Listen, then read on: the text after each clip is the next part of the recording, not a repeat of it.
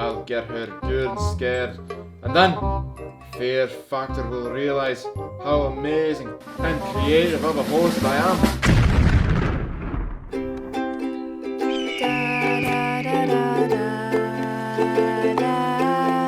Get ready for the show, 'cause it's PowerUp on the go. Do do do do do do do do do do.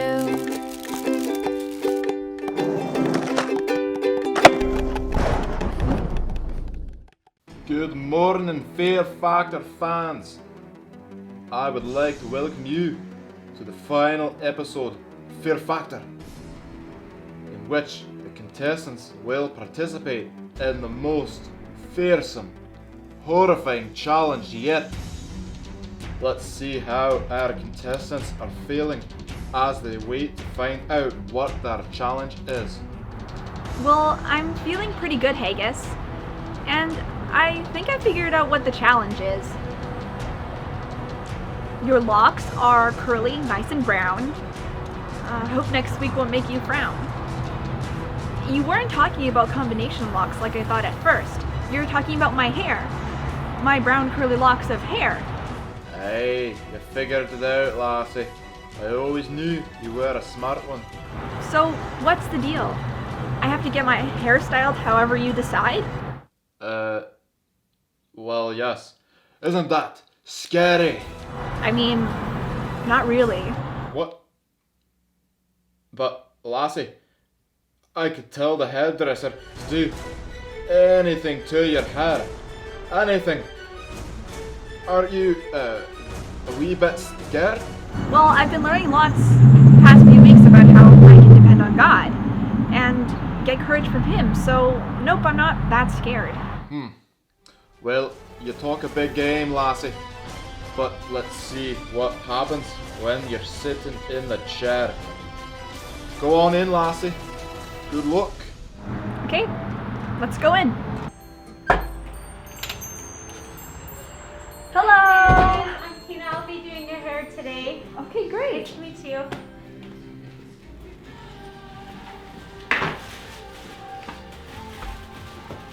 So are you ready for this?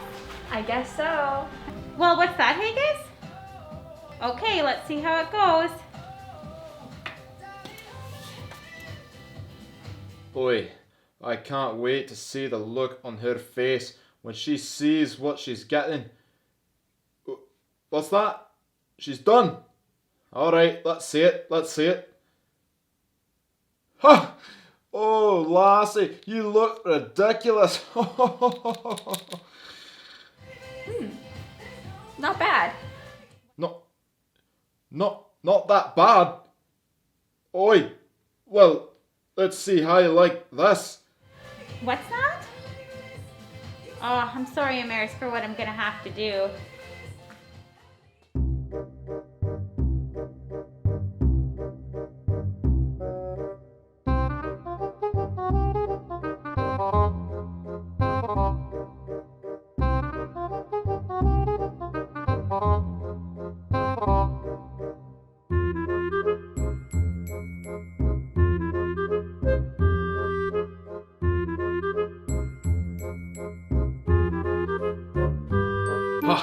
I'd like to see her be okay with this style. There's no way she's going to be okay with it. I'll get her good and scared, and then Fear Factor will realise how amazing and creative of a host I am, and the job will be mine for sure. What's that? She's done. Oi, let's see it. Wow, this is very different. Ha! Wow, how ridiculous, lassie.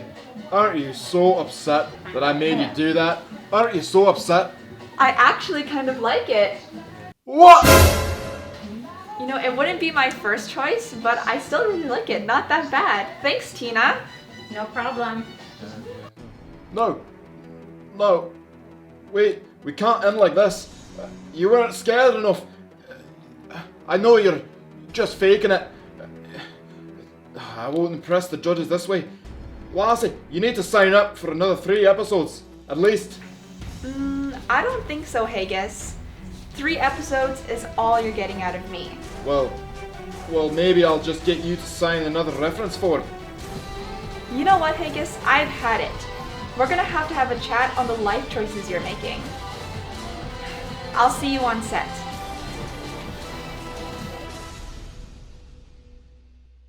Haggis! Where are you?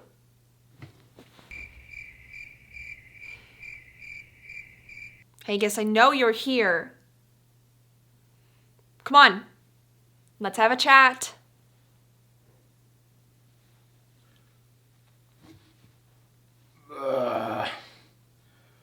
It's really not a big deal, lassie. I don't think we have to talk about it. Yes, we do have to talk about it, because you're not making good life choices. You're imagining things, lassie. What sort of choices are you referring to? I'm talking about the choice you made to lie to me and trick me into signing up for Fear Factor. But... And the fact that you were trying to trick me again, all to use me to try to become a real host. It was all fun and games, lassie. And you conquered your fears. What's the big deal?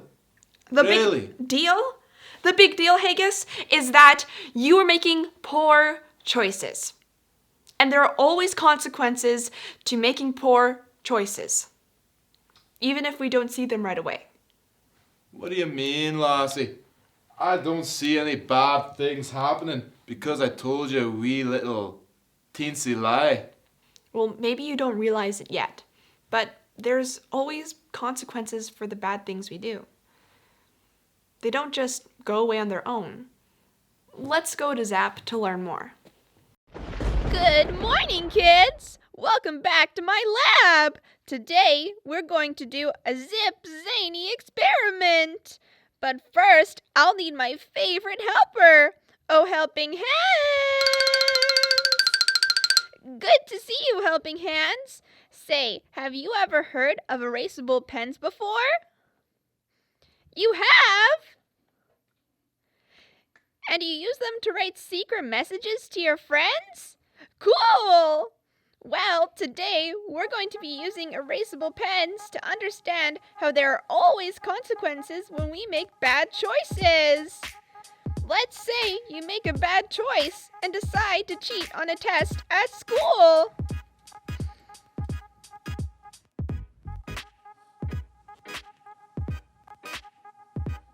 You might think that you'll get away with it. Maybe you do, and even get a good grade on your test. You think that no one will ever know that you cheated. Make sure you don't do this at home, kids. Helping Hands is a trained professional.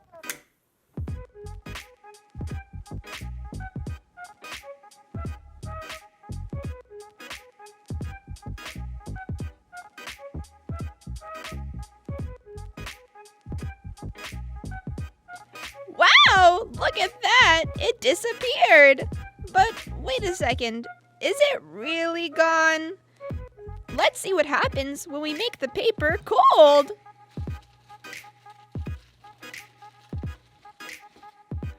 Look what happened! The erasable ink came back! This reminds us that the bad choices we make never just disappear. They have consequences. First of all, if you cheat on your test, you won't actually know what you needed to learn, and that's not good. Second, you become used to cheating and do it more and more. Third, and most importantly, God will know that you cheated. We need to be careful to make good choices because our bad choices don't just disappear like they never happened. They always have consequences. Anyways, thanks for joining me today, everyone. See you in a flash, and until then, keep on charging.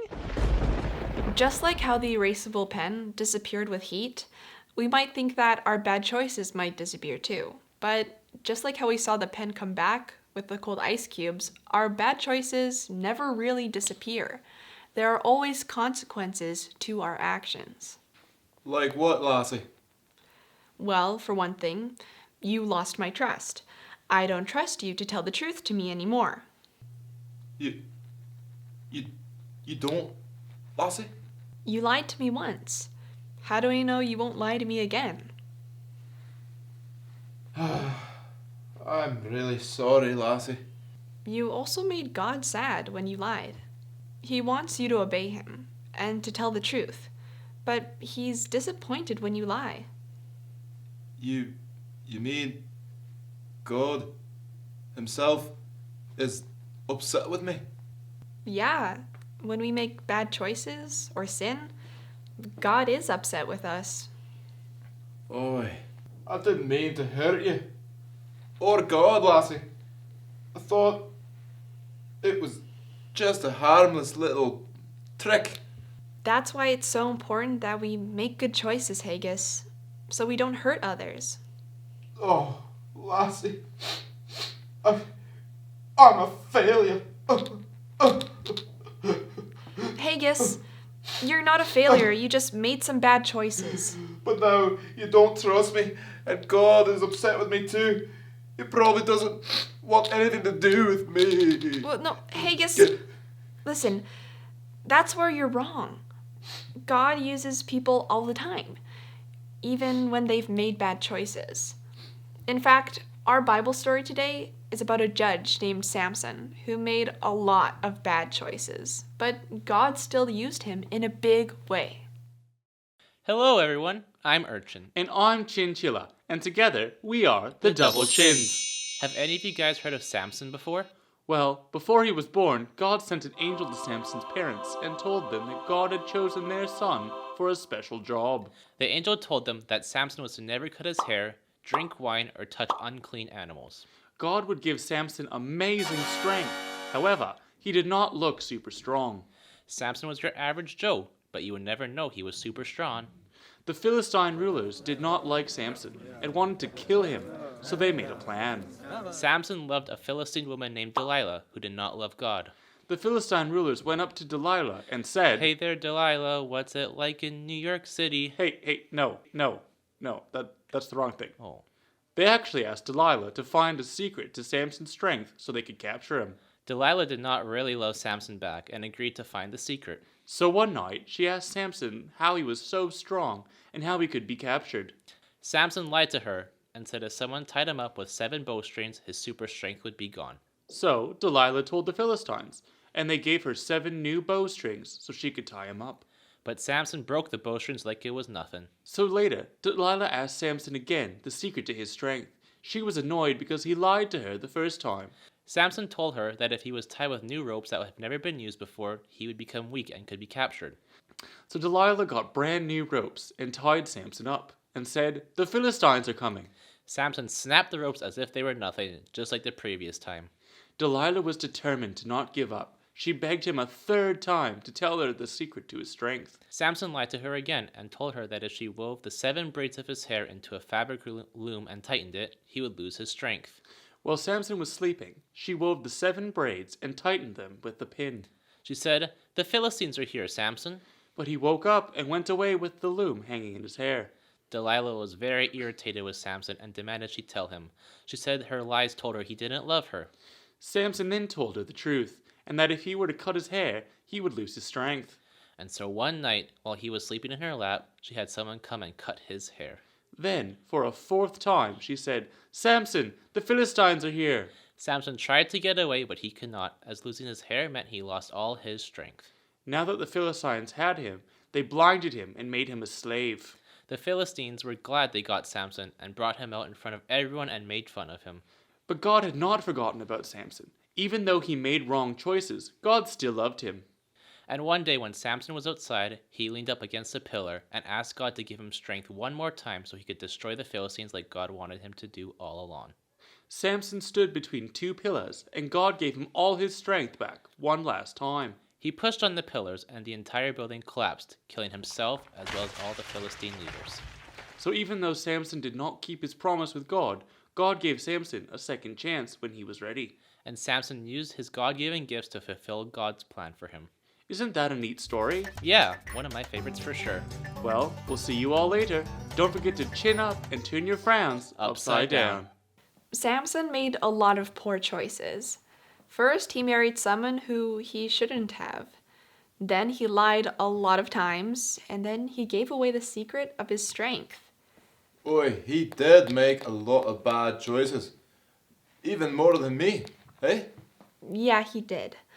But in the end, God still used Samson to kill all those Philistines. But lassie, things didn't end very well for Samson. He lost his super strength. And he went blind. And in the end of the story, he died. That's pretty rough. Well, all those things happened because Samson made bad decisions. There were consequences to his poor choices.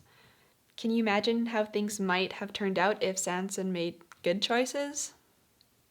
Oi, I see what you mean, lassie. And I think it's about time I started making some good choices myself. I think that's a very wise choice, Haggis. Oh. Sounds like we got mail. Let's see what we got.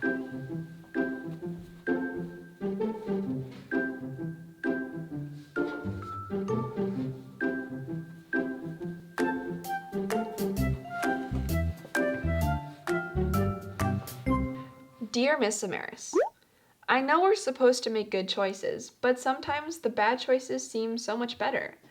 One of my friends lies to his parents all the time and gets away with what he wants. But even though I tell the truth, my parents don't give me all the stuff I want. What should I do? Sincerely, Hudson from Hines Creek. That's a good question, Hudson. Sometimes it seems like the people who make bad choices get to have all the fun. Let's see what the small family does in this situation.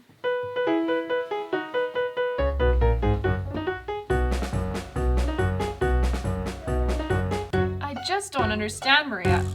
Where did you get all that money from to buy a new iPhone? And just last month, you got a new bike too. Well, Jordan, it's all about playing the game right, if you know what I mean. No, not really. Well, you see, my parents would never buy me this stuff on my own. You gotta be sneaky about it. What do you mean by sneaky? What I mean is, if you want the goods, you gotta be willing to do the dirty work. Meaning, good things don't just happen to good people, Jordan. You gotta take chances, take when they aren't looking, that sort of thing. Wait, are you talking about stealing? It's not really stealing. It's just taking a little something when the parents aren't looking. A 10 here, a 20 there. Parents are loaded. They never notice when a bill or two goes missing. I don't know, Maria. I don't think I could ever take money from my parents. Well, I guess you'll never get that new iPhone then. Anyway, see you around, Mr. Goody Two-Shoes. Hey, I'm not a goody two-shoes, Maria. Humph. Hey, Jesse. Yeah? How do you get money? Like, for stuff you want? What do you mean, how? Mom and Dad give us our allowance every week. But that's nothing. It's always gone in the first few days. Yeah, that's 'cause you always spend it on dumb stuff like candy and stickers. Do not. Yeah? Well then, why don't you have any money left by the end of the week? Well, what do you do with your allowance? I save it. And then I spend it on some big thing I really want. Like a new video game or recording equipment. But that must take forever. Yeah, it depends on what you want. But it definitely takes a few months. How long do you think it would take me to save up for the new iPhone? With our allowances? Probably a couple years. A couple years? I'll be like 50 by then. You could always get a part-time job. Nobody's gonna hire a kid. Man, I'll have to think of something else. It's not really stealing. Just like Maria said, it's just taking a little something. Besides, adults are loaded, right? And Mom's purse is just right there. She'll never notice. Yeah, it's fine. I mean, I deserve this money. Lots of kids get way more money than I do. It's fine. She won't even miss it. I mean, I deserve it. I deserve an iPhone. Lots of kids get hundreds of dollars for their allowance. Right? I think? Oh, I don't know. Hey, Jordan. You doing okay? Oh, hey, Mom. Yeah, I'm alright.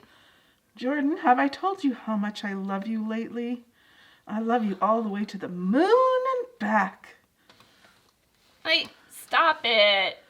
What? Are you getting too old for mom hugs already? No, it's not that. It's just, What is it, Jordan? I took $10 from your purse without asking. You did what? I'm sorry, Mom. I just thought, well, Maria had this new iPhone and she says that she just takes money from her parents and they never even notice. And I just felt like doing the right thing wasn't getting me anywhere. So maybe if I did something bad and took some money, it would be okay. But I feel so guilty. Well, you should feel guilty. You stole from me. That is completely unacceptable behavior. I know. I'm really sorry. Well, I am glad that you realized that the right thing to do was tell the truth. But why would you ever think it was okay to steal in the first place? I don't know. I guess, well, Maria said that good things don't just happen to good people. Like, if I want something nice, I gotta take it for myself. Oh, Jordan, that might be true in the short run. Yes, stealing will get you the money you want, but in the long run, doing bad things is very destructive. What do you mean? Well, imagine if every time you wanted something you stole. Nobody would trust you. You'd probably get in trouble with the police. And more importantly, doing evil things separates us from God. It does? Yes, it does. Take a look at this Bible verse. The Lord is far from the wicked, but he hears the prayer of the righteous. Proverbs 15, verse 29. Even though God loves us and forgives us, when we sin without feeling bad about it, it separates us from God. Oh, I didn't realize that. I'd much rather be close to God than have $10 extra. Can you help me pray that God will forgive me? Absolutely, Jordan.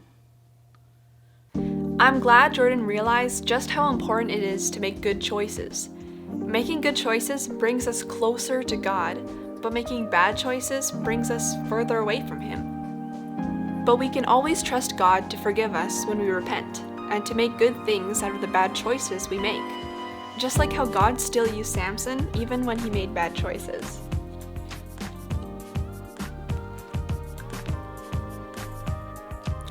This is because God is gracious and is ready to forgive us. That reminds me of our Bible verse. Let's go to Trevor for that. Hey, yo, good morning, kids. Today is the last day with our Bible verse. Do you remember where it's found? Well, yes, it is in the Bible, but it's in Nehemiah, chapter 9, 17b. Great. Let's try our verse together with a few words missing. But you are ready to, gracious and merciful, slow to, and abounding in steadfast, and did not then. Nehemiah chapter 9, 17b. Now, because it's your last day with this verse, and because I know you kids are so smart, we're gonna try it with even more words missing. Come on, I know you can do it. But you are ready to, and slow too, and instead fast, and did not then. Chapter 9, 17b. Very nice. Sounds like it's time for questions with Curly. What happens when we make bad choices? A. Nothing. It's not a big deal. B. Good things happen to us. Or C. We experience consequences. The answer is C. We experience consequences. What is one thing Samson was not allowed to do? A. Drink wine. B. Eat meat. Or C. Get married. The answer is A. Drink wine. What consequences did Samson experience for his bad choices? A. He went deaf. B. He went blind. Or C. He got very sick. The answer is B. He went blind.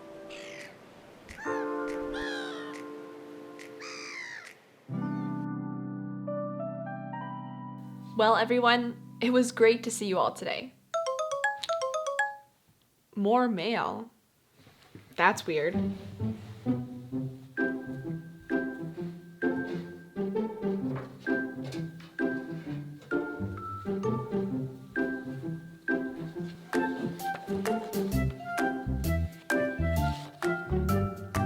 Another fear factor clue. That's weird.